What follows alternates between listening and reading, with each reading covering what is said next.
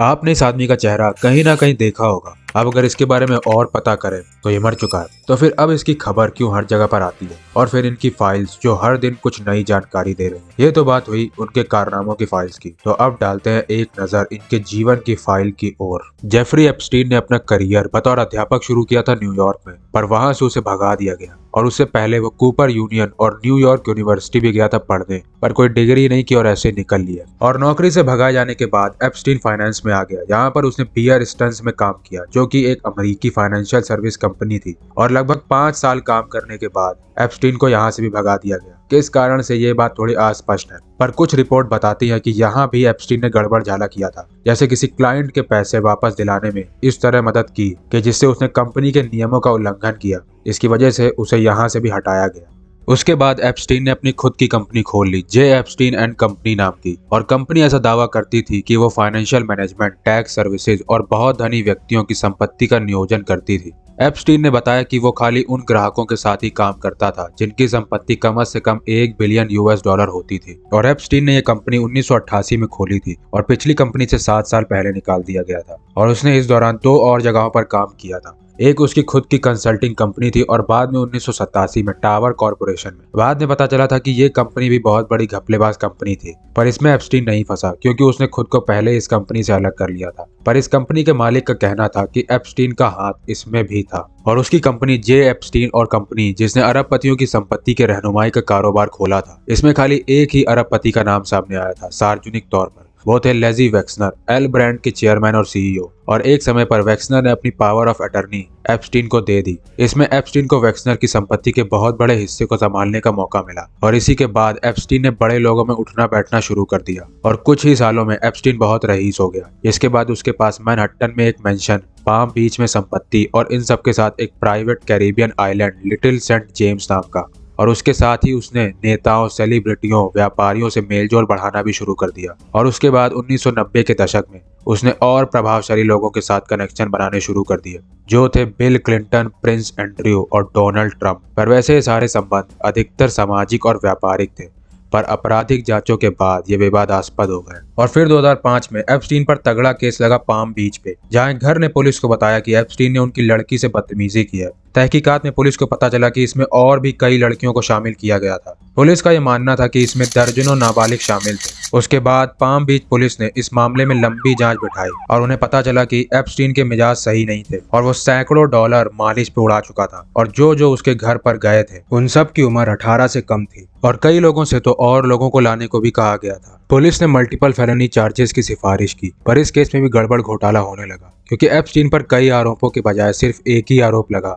और एप्स्टीन ने अपने ऊपर लगे आरोपों को खारिज किया। और ऐसा करने पर कोर्ट के पास विकल्प ये होते हैं कि वो सुनवाई होने तक आरोपी को जेल में ही रखें या फिर जमानत पर रिहा कर दें, और इसी में एप्स्टीन को जमानत पर रिहा कर दिया गया। पर इससे पहले ही वहां की पुलिस FBI की मांग कर चुकी थी, क्योंकि उन्हें लग रहा था कि इस केस को बहुत हल्के में लिया जा रहा है, जो हो सकता है एक जुर्म की बहुत बड़ी जागीर हो। और FBI ने इस केस पर काम करना जारी रखा। उसके बाद 2008 में एप्स्टीन की पेशी कोर्ट में दोबारा हुई, जहां उसे दोषी करार दिया गया 2 आरोपों के लिए, और 18 महीने की कैद सुनाई, जिसमें से उसने 13 महीने जेल में काटे। पर इस कैद में भी उसे दिन में काम पे जाने की इजाजत थी। ये समझौता भी विवादास्पद था कई वजहों से। पहले तो सजा बहुत कम थी और फेडरल प्रोसिक्यूटरों ने फेडरल आरोप दायर ही नहीं किए थे, और कुछ गवाह बताते हैं कि उन्हें सही से सूचित ही नहीं किया गया था सुनवाई के लिए। 2009 में एप्स्टीन को रिहा कर दिया गया, पर अंदर ही अंदर उसके खिलाफ छानबीन चलती रही और कई पीड़ितों ने उसके खिलाफ नागरिक मुकदमे दायर करना शुरू कर दिए। पर उसके बावजूद भी एप्स्टीन 10 साल तक आजाद घूमता रहा, अपराधी की मोहर के साथ। पर फिर 2019 में एप्स्टीन को फिर पकड़ लिया गया,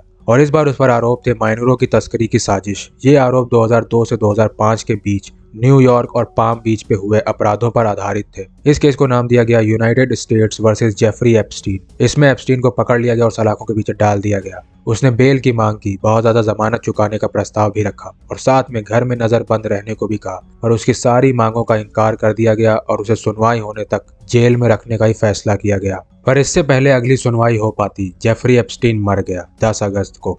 पर इससे कुछ हफ्ते पहले भी एप्स्टीन जख्मी हालत में पाया गया था, जिसके बाद उसे सुसाइड वॉच पर रख दिया गया, पर कुछ दिन बाद हटा दिया और एक दूसरे कैदी के साथ खास सेल में रख दिया। पर 9 अगस्त को उस दूसरे कैदी को वहां से हटा दिया और कोई दूसरा कैदी भी वहां पर नहीं आया, और इसके साथ एप्स्टीन पे 30-30 मिनट में नजर रखने का भी आदेश था। पर उस रात इन आदेशों का पालन नहीं हुआ उसके साथ जो 2 पहरेदार पहरेदारी कर रहे थे वो सो गए और वहाँ के सीसीटीवी भी खराब हो गए। एक साथ इतनी सारी लापरवाहियों से लोगों और कानून व्यवस्था को ये शक हुआ कि क्या ये वाकई खुदकुशी थी भी या नहीं। उसके बाद ये केस एप्स्टीन की मौत के साथ वहीं बंद हो गया। पर जैसे कि ये केस उस एक आदमी तक सीमित नहीं था और ये तस्करी का एक बहुत बड़ा घेरा था, तो जाहिर था कि इसे एक आदमी तो चलाता नहीं होगा अकेला। और इसी सब जांच पड़ताल में पता चला कि एप्स्टीन के साथ एक और शख्स मिला हुआ था जो उसका बहुत करीबी था, गिलेन मैक्सवेल, और वो भी इस तस्करी में शामिल थी। फिर 2020 में उसे पकड़ लिया गया और उस पर आरोप थे नाबालिगों को बहलाने फुसलाने की साजिश, नाबालिगों की तस्करी, झूठी गवाही और भी कुछ ऐसे ही।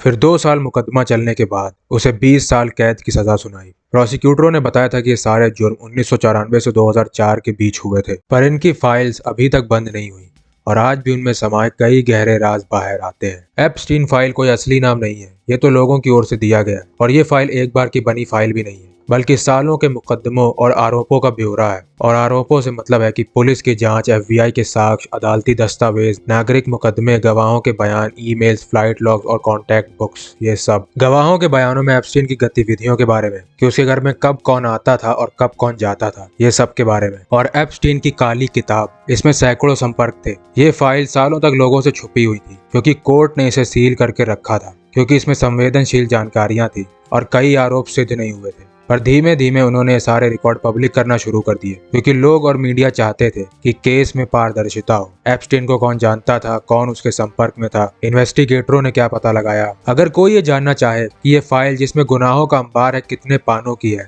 तो इसके कोई तय पन्ने नहीं है, पर पिछले कुछ ही सालों के रिकॉर्ड की गिनती ही हजारों पन्नों की है, जो अब तक लाखों की हो चुकी है। और लोग आज भी एप्स्टीन की फाइलों की बात क्यों कर रहे हैं? लोग ये जानने के लिए बेताब हैं कि एप्स्टीन के नेटवर्क का पूरा दायरा कितना था और इसमें कितने जाने माने लोग शरीक हैं। क्यों पहले की दलीलों में ढिलाई हुई, और वैसे ही बाकी और सवाल। और एक बात, अभी भी इस फाइल का कुछ हिस्सा बंद है। और यही था लगभग सब कुछ एप्स्टीन फाइल्स के बारे में। अगर आपको इस वीडियो से कोई भी गहन बात पता चली हो तो इस वीडियो को शेयर करना सही जगह पर, और इस चैनल पर और भी ऐसे वीडियोस हैं जिन्हें आप देख सकते हैं, और उसके बाद चैनल को सब्सक्राइब करने का मन बना सकते हैं।